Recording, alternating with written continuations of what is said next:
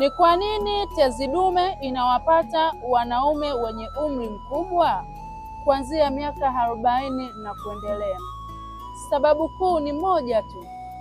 Mchakato wa uzee huwa unaathiri mfumo wa kinga ya mwili kwa mwanaume, na hivyo kuruhusu tezi kuweza kuathirika zaidi au kutanuka kwa kasi isiyo ya kawaida. Ndio maana wanaume wenye umri mkubwa mnashauriwa kufanya vipimo vya tezi dume, ili ukigundulika una tatizo hilo, basi wahi matibabu yake kabla haijakuathiri katika mfumo wa uzazi. Wengi wamekuwa wakipuuzia na kuja kushtukia ni kwa nini wameambiwa wana saratani ya tezi dume. Usiendelee kujiuliza. Hali ya kukojoa sana nyakati za usiku ukipuuzia, maana yake inakupeleka wewe kwenye saratani ya tezi dume.